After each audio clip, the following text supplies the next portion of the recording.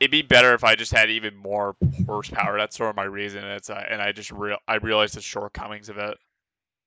Yeah. Well, I mean, also with streaming and stuff, I think you need a better computer, right? Yeah, and Like, it that's doesn't another really. thing. That's the other thing. It's like I can still run this thing pretty well.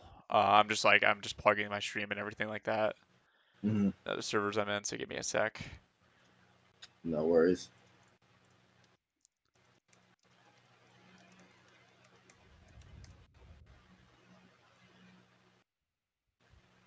Okay, let's see.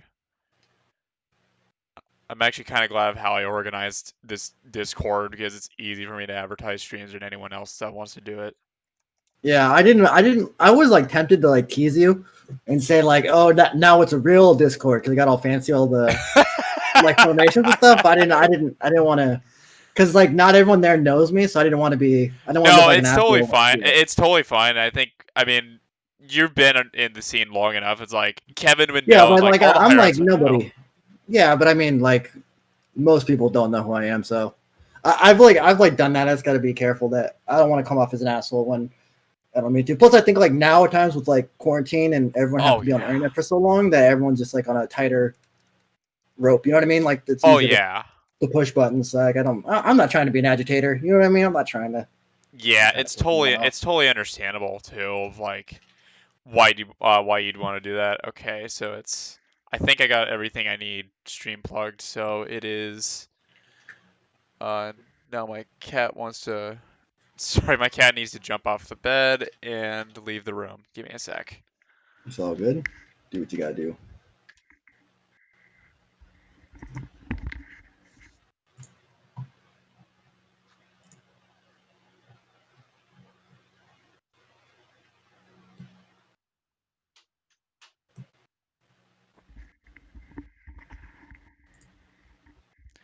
Alrighty. Yeah, but I totally get it on like the trigger. I mean, there's like trigger warnings for people and stuff like that, and I've even been more sensitive as well, so it's totally understandable. Yeah, I mean, well, also it's just like since I'm remote at work, you also since you talk a lot through like direct messages and emails and things, like you gotta be really careful with like your tone and how you say things. So it's like always at the top of my mind now, especially with my job. It's just how you say stuff is just like sometimes way more important than what you actually say. Yeah, and that's the one thing it's taken a while for me to adjust is just remembering to be that everything's gonna be online for a while. Yeah, Really. All right. DCI and then hashtag 114. 114. Yeah, There we go. Searching. I've been searching for you. Oh, there it goes. I didn't know if I had to like reset. Oh, Nope. Mr. Sandwich. Okay.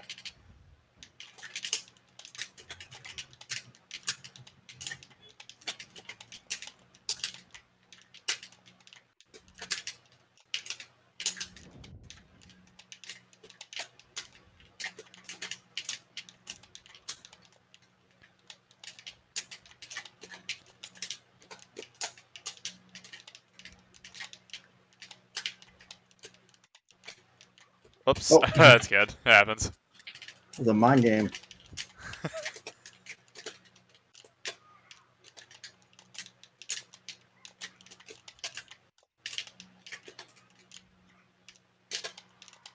I was like, I wasn't sure where I could. Yeah, tried to the plat. Had to go slightly up.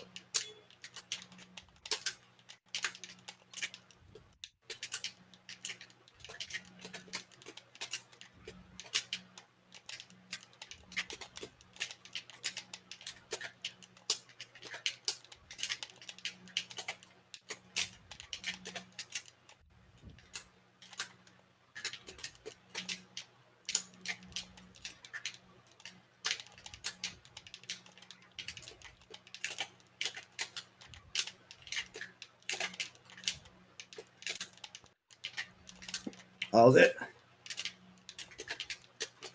I thought you were Nate earlier.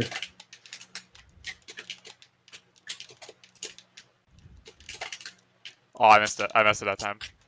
Yeah, that one's harder to get though. There we go. Yeah. It's kind of like that late air. That's one thing Wizzy's really good at.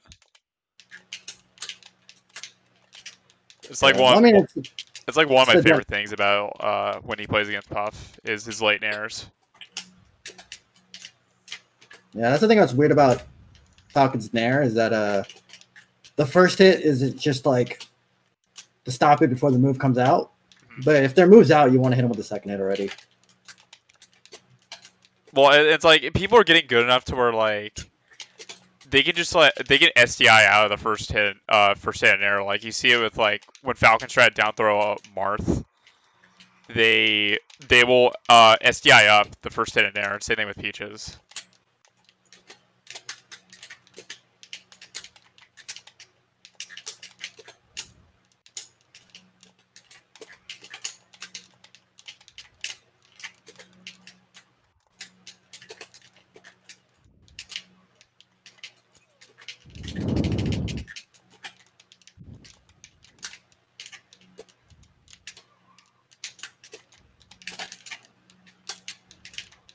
Oh, that's scary.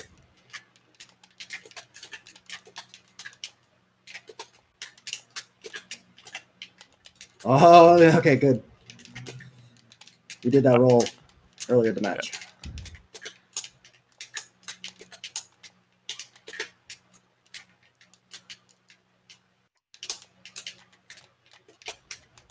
Oh, don't force it.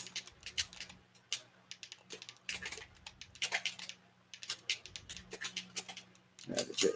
Oh. Yeah. Yeah, you had to be careful with those aerials. Yeah. Because every time you do an aerial like that, then that's a chance I could have counterfeit. Yeah. It was good you just went back to dash dancing. Yeah.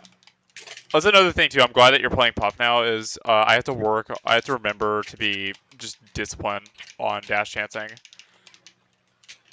Because as much as I love rollback, there's too many. There's actually too many fast followers. I never thought it's his. There's too many fast followers online. Well, wasn't the metric like 70% of net play? It's a spacey.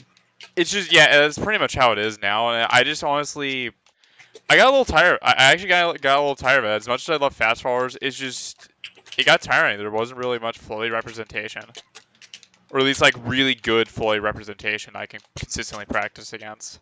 Mm-hmm.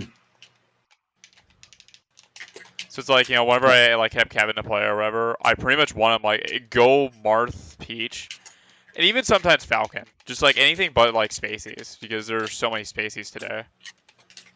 Yeah, even when I have played, I've been playing mostly Fox just because no one wants to play Puff.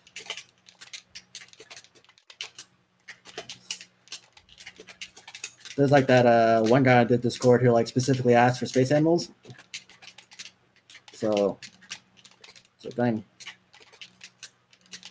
It's like for anybody trying to like learn like a mid tier or something, you're never gonna get matches. Oh yeah, that's like a fact, pretty much. Today is that like.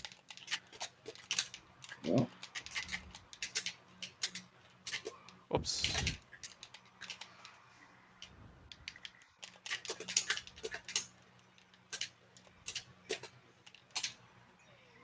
got you 15%.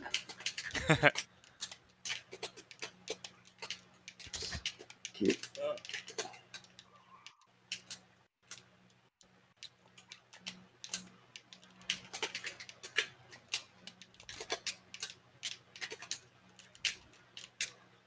I'll try to be behind you.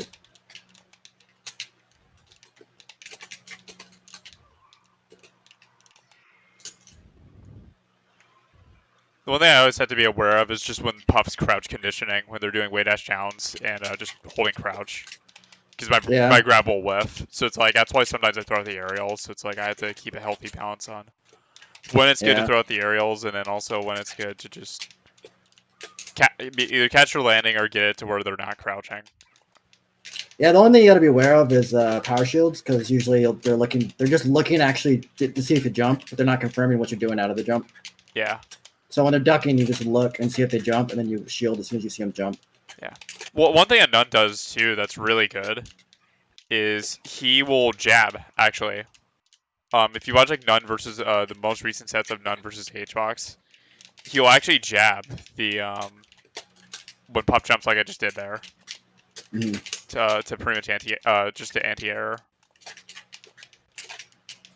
Because I mean, if you do that, it stops all aerial drifts too. Yeah, it's safe. Yeah. Like I watched Kevin like PK pointed it out like a long time ago for me, and I started using it. I'm like, oh my god, dude, Nun's like so good at doing it. I mean, look at it. Like I can even do that just while you're drifting in. And it's actually pretty good too, because if you're not ready for it, I can just jab grab you.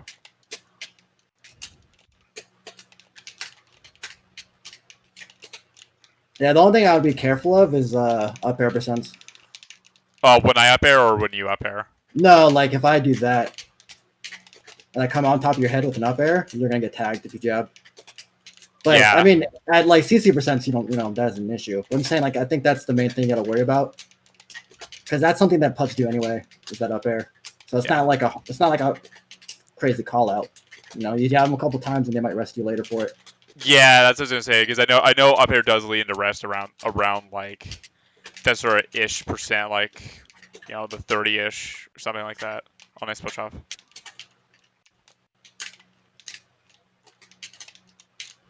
Oh.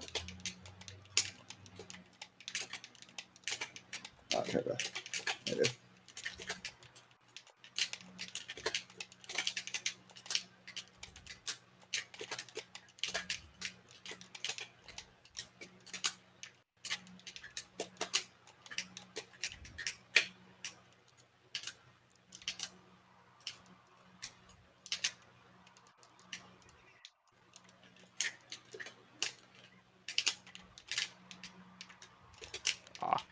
Yeah, I wouldn't even. Like, that's only good if you got. I mean, it wasn't too bad there because. I thought I could get the roll, I think is why. Yeah. It's just sometimes just making them block something is like not that bad, Just like put up shield there. No, I'm saying like when you go on the ground and you think I'm a duck, just like do like a deep aerial, like a spaced aerial instead. Just like an overshot nair or something like that to put you up. Oh yeah, or even just like jump in front of me. Just jump in front of nair. Just look at me. Just like undershot and then just like stand there in position.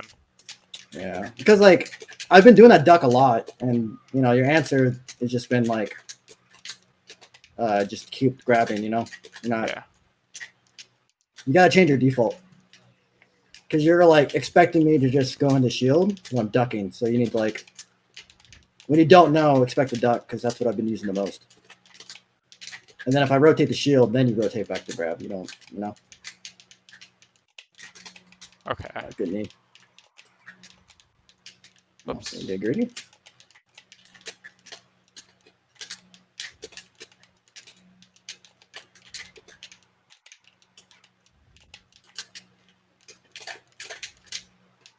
Good jab. Oops. That's a good fastball. Thanks. I think I could have covered it though. I think I should have done the pond lower. I'm already starting to see a little bit of what you said about the undershot thing. Is that if you just close the space there, like I have a lot of advantage still. Well, I mean, another way to think about it is that if you are able to get close enough to run up grab and have it whiff, right? That's a lot of frames you have to play with.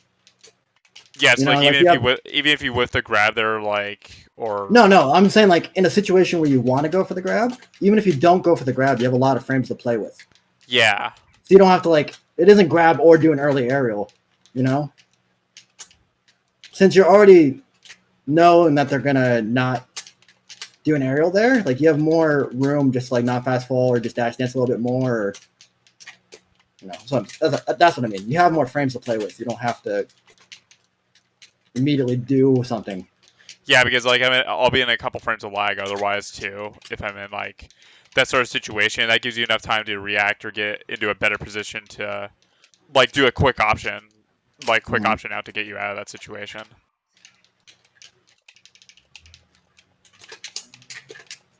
Obviously, there's no like always best thing to do, but I'm just, just be more aware of your options, because depending on the player you're playing or character, it might be a better one. Yeah, I think 100% definitely.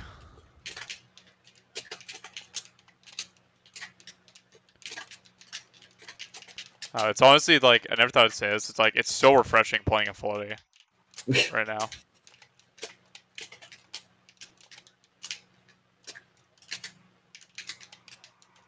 Oh. Yeah, there you go. That's good to do right there.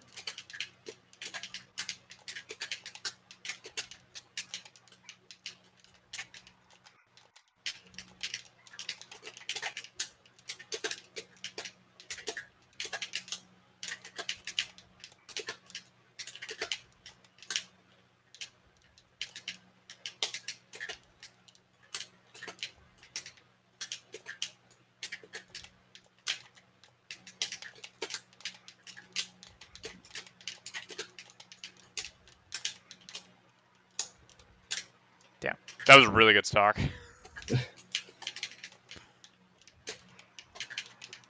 Basic conditioning.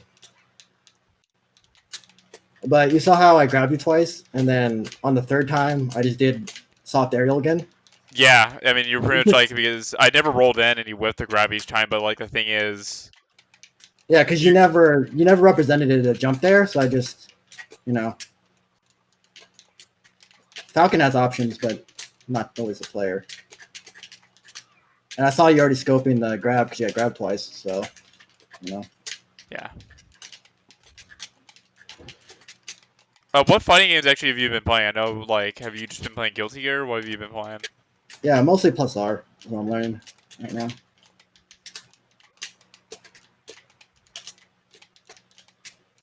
Waiting for Strive. Oops.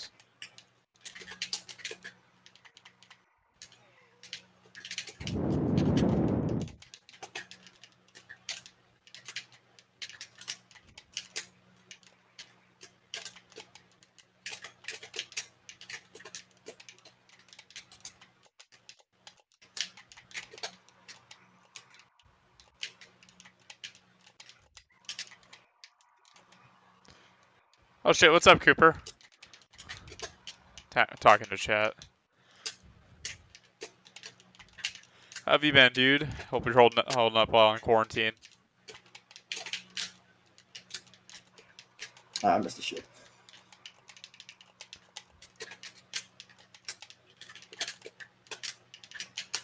Yeah, see? Because even though I shielded it, you had all that frame advantage to play with. Yeah.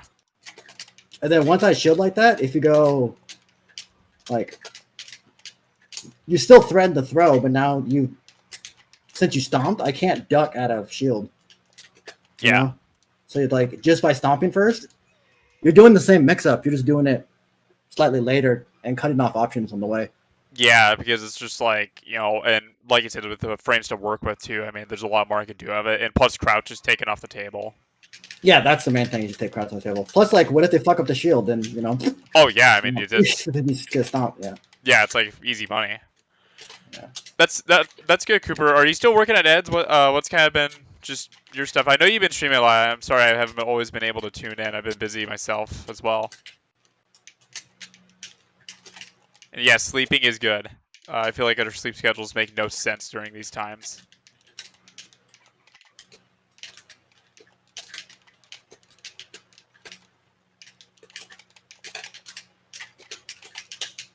Yeah, good job. Oops.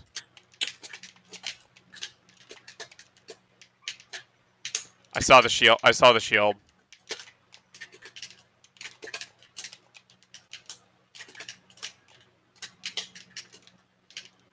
And that's just another reason why you have so many frames there too, is that when someone's doing that and they're being like reactionary, because when like the puppet's just ducking, they're looking at you, they're not looking at themselves.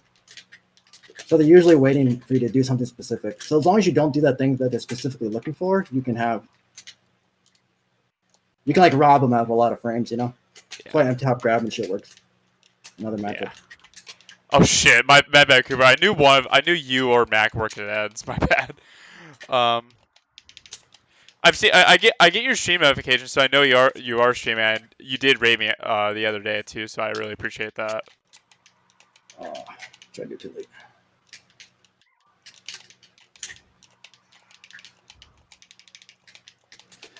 I like just started kind of taking streaming a bit more seriously. Oh, I like the early knee. Thanks. Almost killed myself DIing away. Yeah. That's like one thing. That's one thing I always liked in this matchup is that like if you catch him being lazy on DI, you could totally just like kill them so early. Oops, I missed my jump there. I didn't mean to dash run right back in. Oh, yeah. I thought you just fucked up a pivot. Yeah, I've been having like some control. I've been a bit of a controller crisis recently. Like this controller has snapback actually, and I'm like just breaking in the controller too. So it's like a lot of my like as a whole, like I've just been trying to like unrust a little bit because I need to break in this controller because it still has snapback, but I can pivot again, whereas the other controller I had didn't. I couldn't pivot on it, and the C stick was fucked on it. Yeah, you gotta like that more. Oh,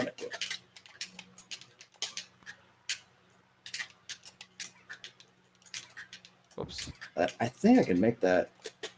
Yeah, you can. I think I got a fastball earlier. I usually do that too early, and then I just forward air, but I think I got it now. Do it a little bit earlier.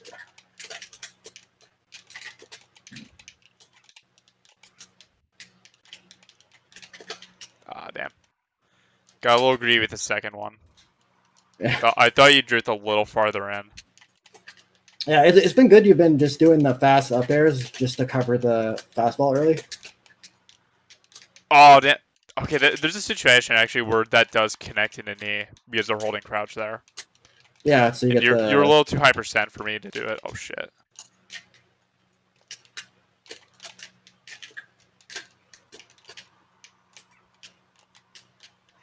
I was like, he might not go for it. Oh, there's that shield thing that you mentioned. Yeah.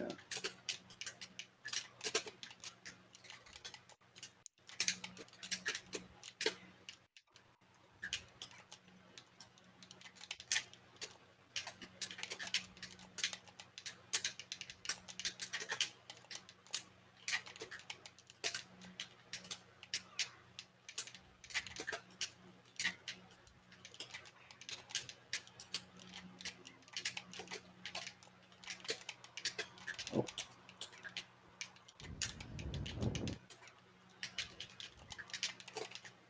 Oops.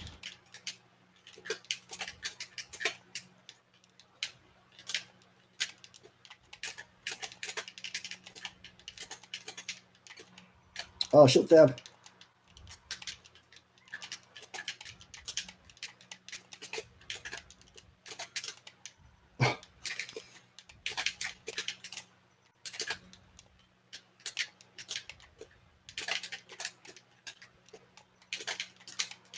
Oh, the early up there.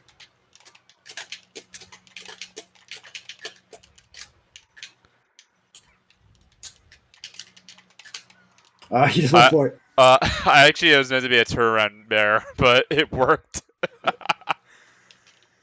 That's one thing I still need to get better at is when I whiff an aerial sometimes in nervous situations, I tend to roll. I did that a few times where I whiffed an aerial and I just instantly rolled and I could have gotten something out of it. I just have to remember to focus on the game when that happens, like instead of just nerves.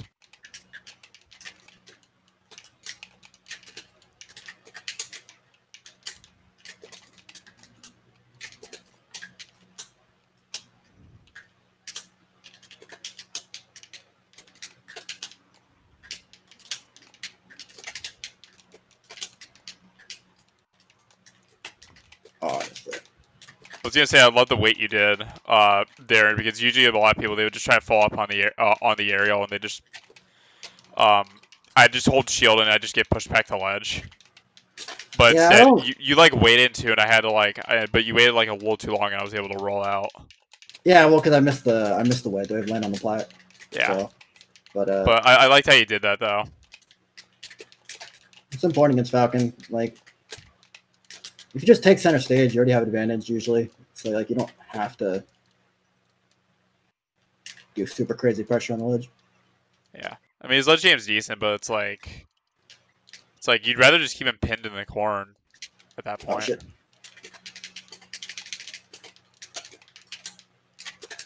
Because even with the ledge, I can still do stuff like that, like hack stashes and stuff. And plus, ledge dashes exist. Yeah. But I'm talking about just letting him have the ledge dash. Yeah. I'm just pressuring him post it, usually. Yeah, like. I know a lot of people like to do a guess there and try to get their stock. Especially if they're up.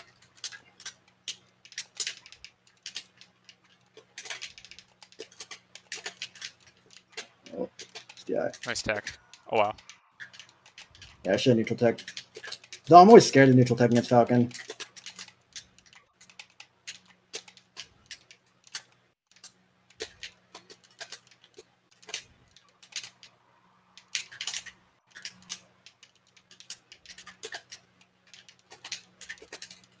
I did back there.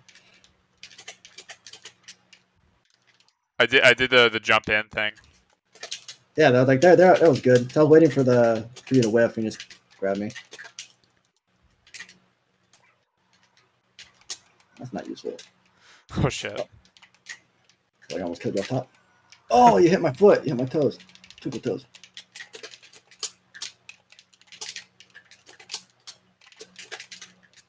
Oh. Wow. Oh, you should have just kept going. You're up two stocks, dude. What are you sweating for? I should have just gone for You it. should treat it as if you're invincible right there. Especially at that high percent, it's like I might as well just take it. Yeah. Because right there. Because I still had to win like entire nether stock before the rest came into play. Yeah, it's like I might as well just take my chances with it. Yeah. Because even then, like I can take it out of rest range, like with that stock, pretty much.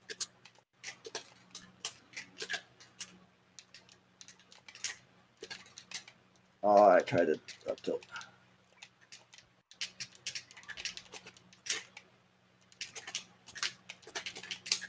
Oops.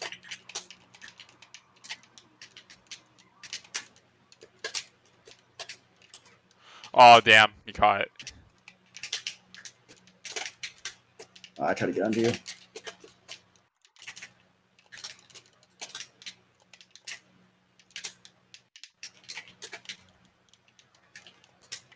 I think the end of Fountain actually kind of caught me there. Either way, I got that. That would have been like really hard to not get hit by right there. Yeah.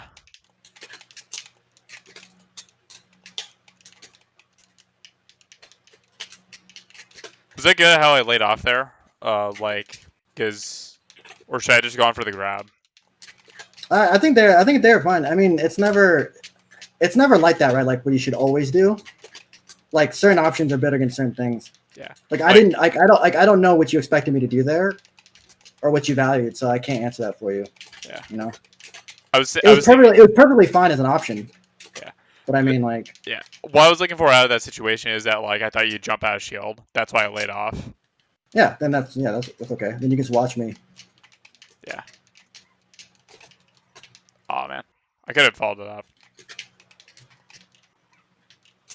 Yeah, but do you know what I mean with like the options thing? Like it's not always like the best option always in that situation, you know? You got to think about like the game state, what they like to do, what you like to do, you know? Yeah. Stuff like that. I know it a little bit, but not like to a crazy extent. I mostly think about just like what's good here, what options do I have, rather than like not too much about the game state. And that's where I've always gone to like you, Kevin, and Bobby. It's just like just to have like a really easy one, just to like start out thinking that way, is think of an option that's like that beats the thing that they did recently and the most likely option that they would rotate to. Okay. So for instance, let's say they're doing the most common thing is shield and sidestep, right? Yeah. So you want something that's good against shield and good against sidestep, right? Yeah. So like the most common thing with Falcon and Sheik is they do this, right? So come here. Yeah. Well, they threaten the run grab, right? So then usually most people would do sidestep, shine, or duck, right? Yeah, with like 90% of species will do that. Yeah, so the most common thing you do is you do that. You gotta have no, top. you run in the throw range and you jump back. If they stay in shield, you get aerial pressure, and you can space around their out of shield options. If they sidestep, you just aerial their sidestep. Okay, so like, can you go Fox actually for this? So I can see. So like, this is fuck. Hold on, my antivirus. Okay. So like in this matchup, right? So if you run on grab, they want to do that shit and they shine, right? Yeah. So the most common thing that you do with Falcon and Sheik is you dash forward in grab range. It's really important that you need to be in grab range before you jump. Yeah. Because that's what triggers the sidestep. They can't react to the throw. They just react that you're in throw range. Yeah. So it's like. So you need to jump in. So you run and then jump, but don't fast fall.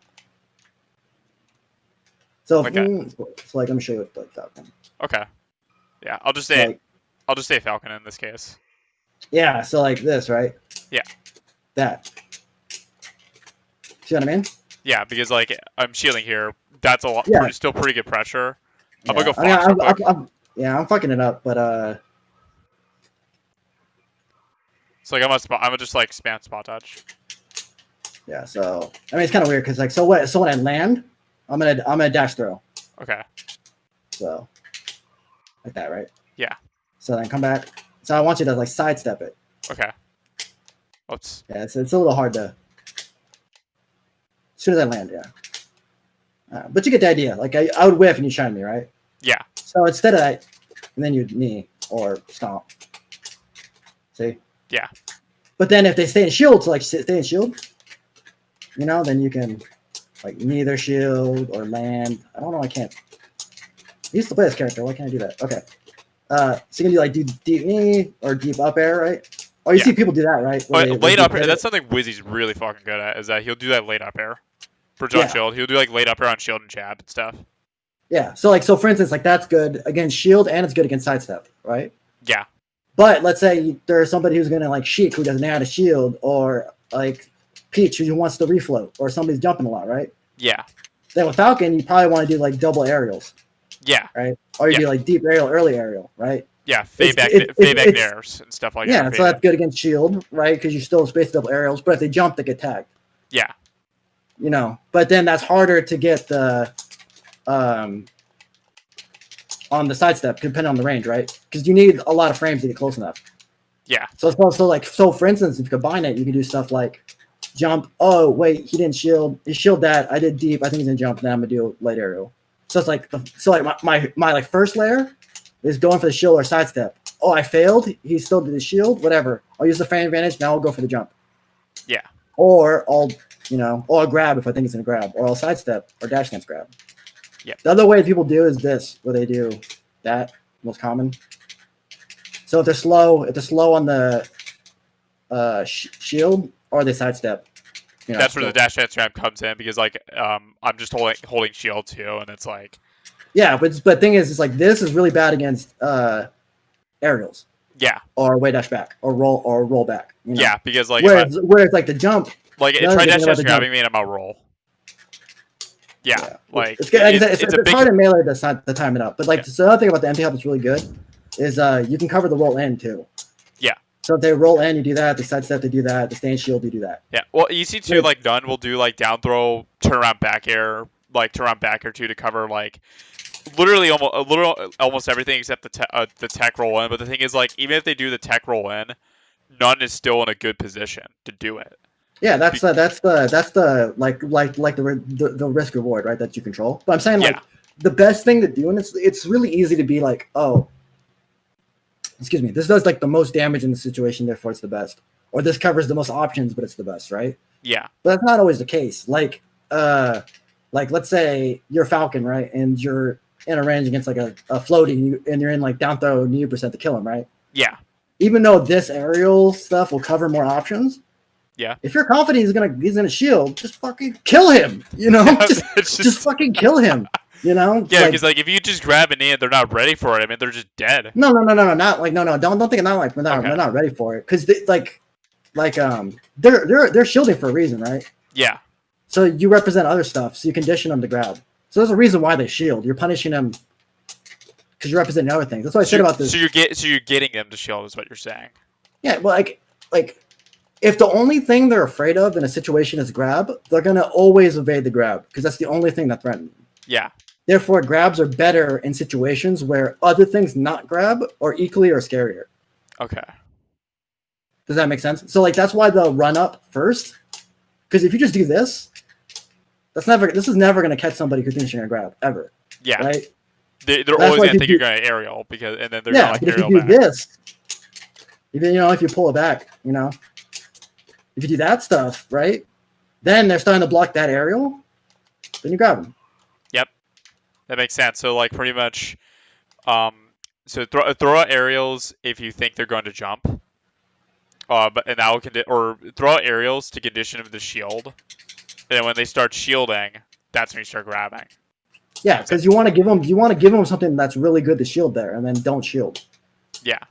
That's like what I do in pop. I do like back air, drift in, look like a back air. That's why you do like all those empty hop grabs and stuff like that a lot, or like those weird tricky. But you also, I hope you're looking at how I drift, because you need the drift in the same way as if you're gonna do an aerial. Yeah. Otherwise the fake is because people are gonna notice the change in behavior and they're gonna think like, oh, that's weird. You can't, knock it out. Yeah. That's why you want to like have as many options as possible when you're moving. But the reason why I brought this up in the first place, I know getting out of hand and I like the yabber, but in terms of like rotating options on what to do, if you see somebody like your default, right? So default would be like the option you do when you don't know anything yet. The first time you're ever in the situation with the player. You never know. Yeah. So I always do the jump thing first. Yeah. Well, I think you said too, like, and literally, I'm going to call back to one of your old videos. It's like that people are stupid until proven otherwise code that you said like many years ago. It's like you don't really know like what they're looking for. Like, don't really give them any respect until they actually show you what options are good.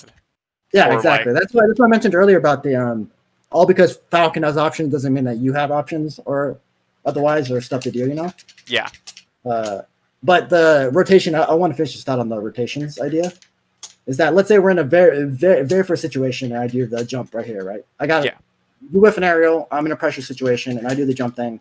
Yeah. And I see that you're shielding, and you shield that late. Okay. Next time that situation comes up, right? Yeah. Then that's when now it's your turn to decide. Yeah. No one else can decide that for you. Because like let's say I'm up a stock, right? Yeah. And if I grab you, I can kill you. Yeah. Right. So I might do that and just tech chase and kill you because that's like a really high reward for little risk, right? Yeah. But if you're noticing the way he's playing, like if he's doing aerial backdash, and then he's doing spacing, he'll do hit, and then he'll just go back and dash stance and stuff, right? Yeah. Like that kind of movement is he's looking and evading the grab and looking for you to whiff aerials, right? Yeah. So since he's playing like that and scouting the grab, when that situation comes up, you should not grab. Yeah. Because he's been telling you during his neutral the entire time previously that's what he's looking for. Yeah, he wants you to grab because you've gotten grab on him multiple times over is what you're saying. No, not like even before that. I'm just saying like even if you don't grab him, by the way he's playing, if he's the way he's playing, he's never in danger of getting grabbed and he's always spacing away from grab. You could tell he's scouting it. Yeah, he wants you to grab because he knows that's the only way he can beat you.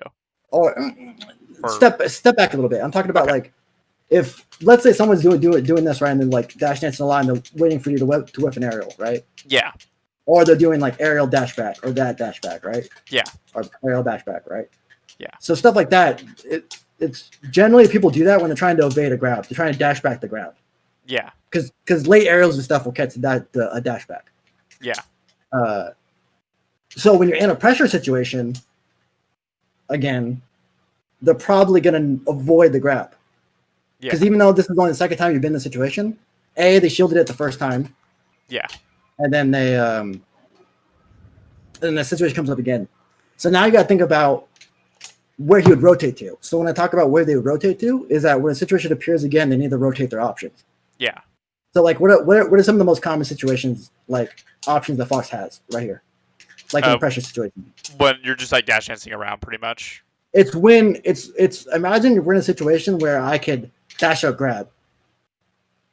So like after like a sloppy tech chase or any place you have like a frame advantage.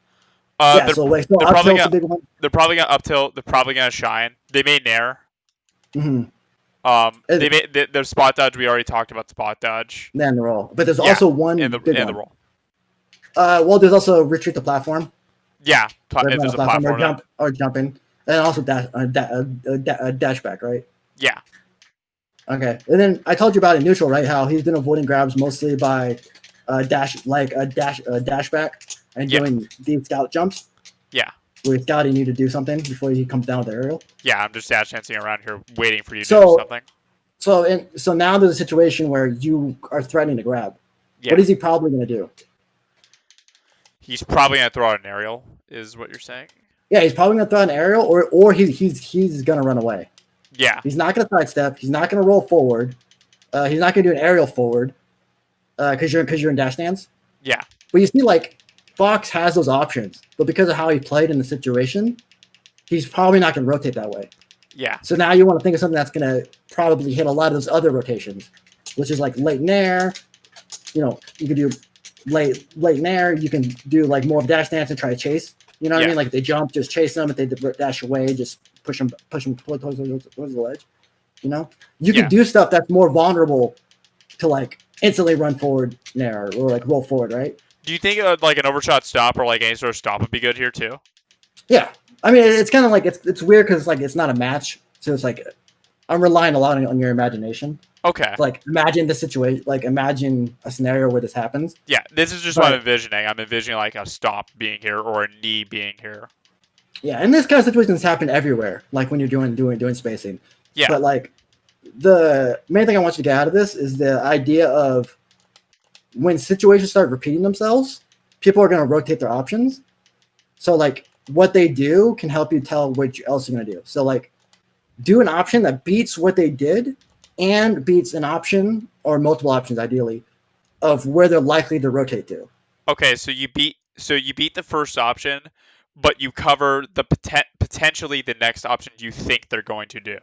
Right. Or vice versa, depending on like your evaluation of risk reward based on the game state and all that stuff. Yeah. Like so, for instance, and that's like super specific stuff, but it totally makes sense too. Yeah. So like imagine if let's say we're in a situation where you blocked a deep knee, right? Yeah. If I'm okay with you blocking a deep knee, right? Yeah. Then I could do something else that's like still safe on shield. Yeah. So it doesn't punish the shield, but you're still okay with them shielding. That's what I mean. Like okay, if they redo the option. Because I might like not do it, but if they jump, they're gonna get tagged. Yeah, I'm gonna potentially break my shield just so we can get full shield again. Yeah, like they might do that, or if he might sidestep. Yeah. Or I'll do that, and then if you dash away, then I can push and grab mid. Yeah. But that's what I mean is that in options that might be weak against like roll in or weak against aerial forward, but you can be more okay doing that. And then if they do that, then you have he's shielded or he approached. Yeah. So now I need to find an option that's okay against shield or he approached because he's never backdashed or did the defensive option there. Yeah, and if they're constantly like rolling in there, that gives you the opening to do stops, pretty much. Yeah, like exactly. And that's what I mean by switching your default. So if you're seeing somebody who's always rolling, or somebody who's always just like buttonsy and just will not shield no matter what. Yeah, there's a lot of players I know that are like that. I call them tech skill McGee. So yeah. Yeah. So what I mean is that when that happens, when you notice that, you need to switch your default. Yeah. So usually when people are in a bad spot, you think like, oh, they're gonna shield, they're gonna block your attack, right? Yeah. So most people assume, okay, it's a bad situation for them. They're probably gonna default to shield, right? Yeah. Some players they're not gonna do that. Some players they're gonna mash, they're gonna dash away. They're gonna throw anything they got to, or like try to tech skill you out of it. Basically. Yeah. So because of that, that's why I say you need to do something that is at least you're okay with them doing whatever option they're gonna do. Yeah, because you're willing, and that goes back to the risk reward. You're willing to let them have that option because you believe you can cover the next one after that they do. So it's like, say I'm okay with them shining in this situation. Like, say you down throw me and say you down throw. I'm gonna just kill myself for this one. say you down throw me, and I'm at a shot. I'm at a shine. I'm willing to be okay with giving up the situation, like if that makes sense. Like I'm willing to give up the shine situation here, because I believe they're either going to way dash out of this situation and do an aerial after, or dash back, like way dash in place and dash dance after. Is that am I kind of making sense here? Yeah. You get the idea, but like that's your own experiences, both with like other classes of players, are going to dictate like how likely you think someone's going to do or not do it. That's something you just got to work on. Yeah. But just being aware, just starting out, just being aware of like you miss something or like you had an opportunity to get stuff going and you don't. You should still remember like, oh, he shielded here. Okay. Yeah. Next time a similar situation happens, you need to have your next option already ready. Yeah. It's not all punish game and execution or tech skill. Like it's a lot more about like recognition and awareness, pretty much in the situation. And that's where like it doesn't matter how much tech skill you have, that stuff goes out the window because that just comes to like just general understanding of positioning and just like player understanding or whatever. Well, I mean, there's also another way to think about that is also just like think of it as a game as different barriers. Yeah. Like you can raise the execution barrier so high that it doesn't matter. They can't compete with you. It's way too technical for them to handle. Yeah, but I mean, that's execution is the same way. You can do that with spacing. You can do that. You can do it with decision making. Like there's a lot of other ways you can do that. That's why they hang themselves. Like that happens when people are like just way better at spacing, right? Yeah, they're just gonna space and not take any risks and let them just hang themselves because they can't keep up spacing wise. Even if they know decision wise what to do, they can't space it right. Yeah, because just like it's too much for them to handle. It's too good of spacing, and they can't really like. I guess it's to say like they can't really compute or just deal with that because everything they try to do, they're just gonna get outspaced. So like something that a lot of people have trouble with in this game is like passive players. Oh yeah. And the one thing about passive players is that remember I told you like you can reliably give up certain situations until they prove they're going to do it. Yeah. Right. So one thing about passive players is that if they're really passive, you need to like be aware that they're not going to grab or hit something until they have something guaranteed. Yeah. Right. So that means you don't have to do something, which means you can run longer. That's why you see like I think they like that YCZ clip of like him running the entire like all of FD and he's dash stack someone on the other side. Yeah. That's what I'm talking about. You have more frames to play around. People that are being reactive are reacting to something. Yeah. You have more room to like play around and jockey for position. Well, what's funny is that you mentioned that too. Like if you watch like I sometimes will watch Nun's videos. A bit of a meme, but when he throws out Bond, he'll actually literally just run across the stage with Falcon and just do this. Yeah, he'll run across the stage, and I didn't really know how to comprehend or understand what he was doing for it, but it looked like it was good. But now I understand why Nun is doing this with Bond, pretty much. Yeah, because they're looking to be whiffing and then like see, because since they have to dash dance to keep their pivot fresh, right? You can't run this far and then also, dash pivot, right? Yeah. So when you dash someone in there and they run past this point, they're kind of, they're a lot of options once they start running away. Yeah, once they start running, it's like, they can't really dash dance or anything like that.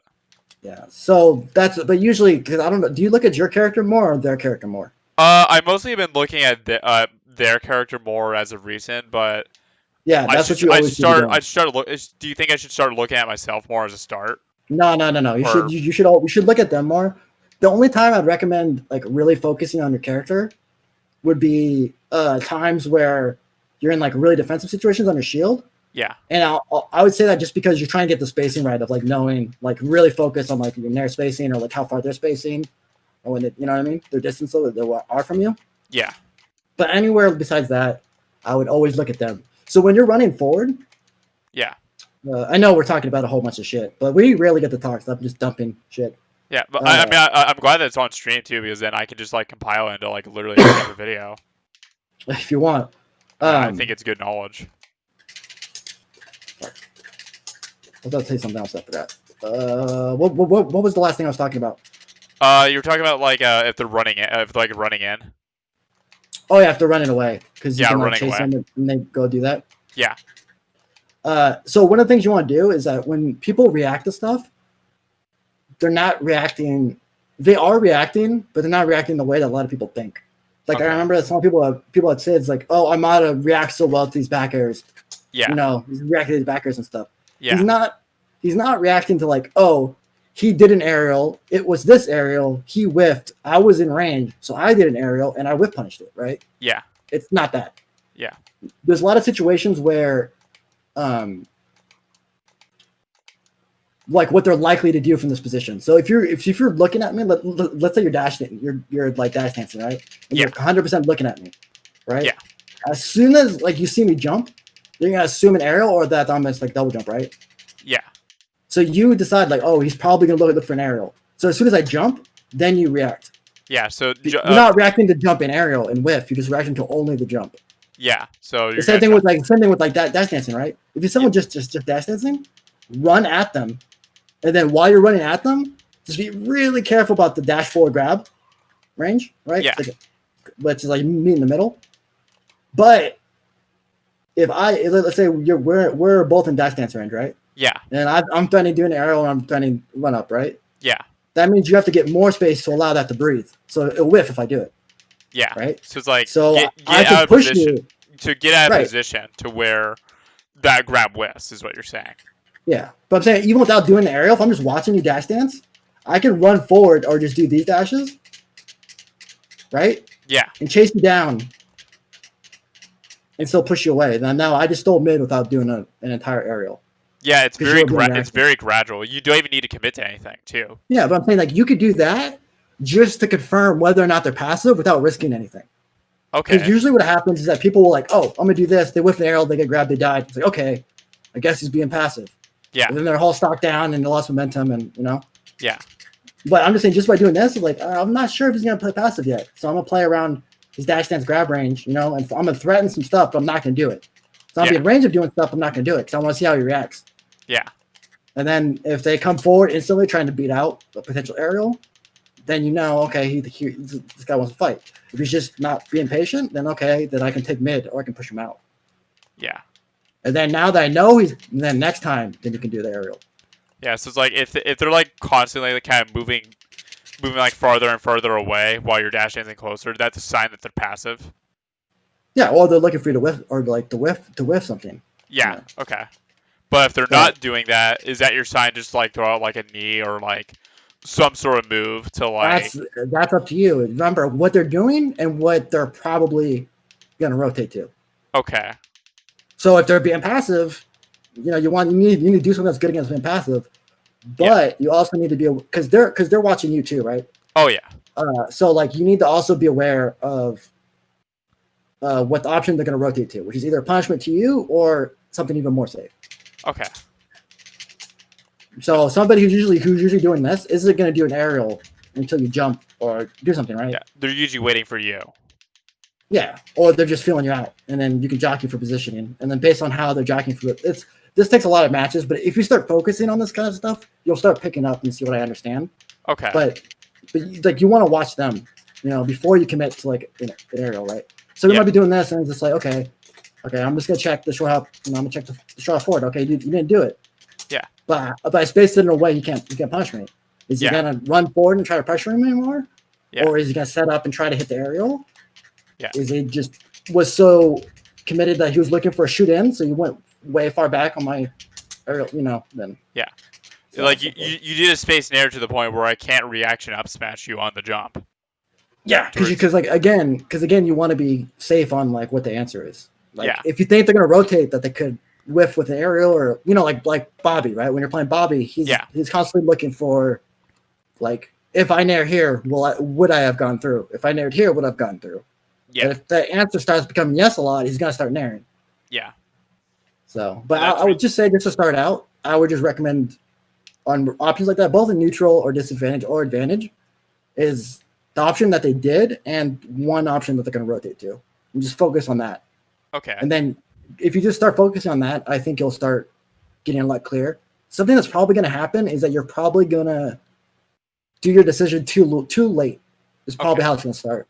That's all right. Because you're gonna be slow, right? You want to do reactionary thing, Yeah. but then you gotta think a little bit, and that's gonna cause you to stutter, and you're gonna be slow. Yeah. But that's normal. Like That's a growing that's just, pains thing. yeah, exactly, 100%. It's just growing pains. Yeah. It'll grow back. Yeah. So it's just like so just to put in simplicity, focus on on covering the first option, but also covering the option they're likely to do after, just to break it down. Yeah, rotate Simplicity. to whatever you think they're gonna rotate to. Okay, so And then I'll call it rotation melee as just like a good way to keep it in my head. yeah, this is like which options that they rotate. It's really common in like every fighting game, and it's not only just in Shield. Let's use that as an example, but you're constantly doing that with options. Yeah. But as you keep doing it, like after you like what they're likely to do and what they're likely to rotate off of that, when you start looking at that for a while, you'll start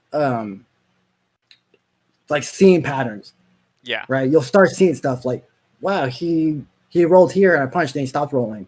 Yeah. Usually rotate this way. Then you'll find their tendencies of what people are comfortable or not. And then you will be surprised at the options people will refuse and die on a hill to never go to. Yeah. Some people will just like they'll live and die on one option and that's it. And once you start, oh no, or that, or they'll just never, like somebody hurt them earlier in their melee career and just removed an option from them forever. Yeah, and they just choose to never do it. Yeah, so like people that like will never roll a side step ever. Yeah. They got beat up with it, so never do it. So even in situations where it's good, they just won't do it. Yeah, because just they have like PTSD or whatever. And that's just like constant habits too, and I'm glad that you're telling me this too, because like it obviously just unlocked a big thing too, just like how I approach that sort of situation. I think a lot of players probably have felt that way before, where they're just like they're so beaten into just doing one set option in that situation, or afraid of doing one other option, just because they had one really bad experience, and then you just never revisit it again, like you said. Yeah, and it's like and that's where you find kind of the shortcomings of some players, or just like some parts where they're one-dimensional at, because they just refuse to do that option, whether it's good or not. Because whether they, even if it's a good, they refuse to do the option because it's a good option, just because they have one bad experience. Do you remember what I told you last time that you were talking with Bobby? The last time you did one of your, I forget, coaching sessions. Yeah, Bobby? One of them. I said one of the things I told you was I was afraid that you're just collecting answers and you're not raising understanding. Yeah. So that's I'm trying to talk about the understanding portion, because there'll be points of matches where you'll just like run an aerial or you'll like run and do something right. Yeah. But like every time you do that, it should have a legit purpose, right? Yeah. You know, he's like, oh, he's being really passive on the ledge. You know, he's probably going to shield or dash back. This covers both of them. Bam. Yeah. Not like, oh, nothing's happening. I need to knee this man. Like that's, you know. That's like you're just hoping that it feels right. There's not anything. Yeah, you're playing too much. I mean, there's times to play by feel where it's good, but like that's where it's just like you're just praying they make a mistake. But it's like the better and better you get, those mistakes won't happen often. Like, you know, the less mistakes occur, the higher up you get in melee. Yeah, and then also just like remember that it's not always about making a mistake and not a mistake. It's also just about you're forcing them into a decision. Yeah. Right, because like what's favorable for you? You force them into a decision that's favorable for you. Is that a good way to put it? Yeah, exactly. And then if you choose an option where you're okay with every outcome, or you don't get hit too bad, you know, more power to you. Yeah, but I'm saying like that's good. So that means if you both do the same situation, and then you being wrong, you get punished, and then if he's wrong, he doesn't get punished that hard, you're gonna lose. Yeah. You know, or you got to force that situation way more times, or just be way more likely to, you know. So as situations come up again and again and again on a matchup, like you want to really think about your options and like, you know, I'm having trouble dealing with this nair. He always nairs me here. Okay, like what can I do against nair? Okay, but then what if he shields, or what if he dash attacks instead? Well, this covers the nair and it does good against, you know, dash attack. And then you see, like you slowly start building. It slowly strings. But you have to think it out. You know, I mean, you got to run that same situation, the simulation in your brain over and over and over again. Especially with all these tools, man, there's no excuse. Yeah. Just do the lab. You got hit by something you're not supposed to get hit by. Open up the Slippy. You know what I mean? Yeah. You can go and analyze it too, or find certain people that. The best thing I've done is find certain people that you can practice this against, and you feel comfortable practicing and just running this type of stuff over and over again against. Because that's the way I've learned too, and I'm kind of glad I took a brief break, at least from like just kind of like competing in tournaments, because now I can actually take a step back and do this, and I'm starting to find like a set of people that I feel comfortable running these concepts or just these ideas against over and over and over again, because it's not really much about like competing or like trying to beat them or whatever. It's like, let's just get this concept down and run it constantly until it's second nature. Like I ran that with a PK in the Falcon Peach matchup too, just like to deal with floaties a bit better on just general floating stuff. But now it's like, now that you gave me like sort of specifics on like what to look for in terms of like awareness and reads per se. Now I have like it's hard. Like it's easy to talk about it, but it's hard. Oh yeah. And it's a skill that's gotta be brought up. All your fundamentals you need to like work on. I'm kind of a big believer in fighting games where you should always like think about raising your floor. Yeah. Like I think raising your floor is more important than raising your ceiling. Yeah. Just in general. So I think like cutting out bad habits or just cutting out bad movement, or you go into bad options, or you're making bad risk rewards, or you're not using, You're not using every option you have, recovering or DI and stuff, right? Yeah. Like fixing the shittiest part of your game that way, I think you'll always have something to improve. Like you'll never have to worry about what to work on next, because there's always going to be a shittiest part of your gameplay, no matter how good you're at. Well, the one mindset I had too when I was like starting to get a little bit better in Melee around like 2017, 2018, is when I pretty much focus on the mindset is make your shittiest aspect of your play your best aspect of your play. It was a very simple thing I lived by, and it worked. I'd say I think it worked pretty well, and I got very, very good, and I started making out pulls at Genesis and stuff like that because of it. Is that I think that's good, and like to not be afraid, but I think also just like interacting with like the parts of the game that you like, and then getting around just the parts of the game that you don't like, like a lot of people don't like how SDI down and cross cancel, right? Yeah. But like even if you don't like the mechanic, you still have to learn how to use it. You know? Like whether like what you feel about a mechanic shouldn't influence how you should do it. Yeah.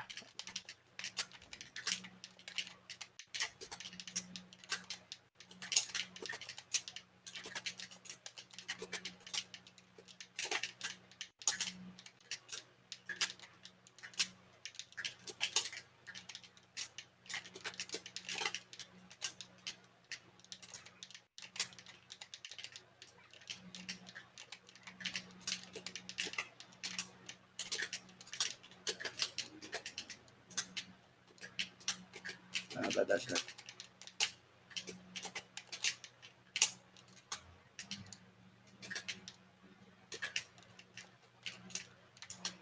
Oh, that's right.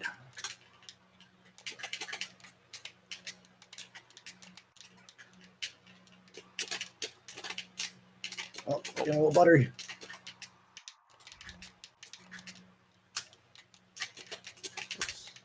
Oh, hold on. Let's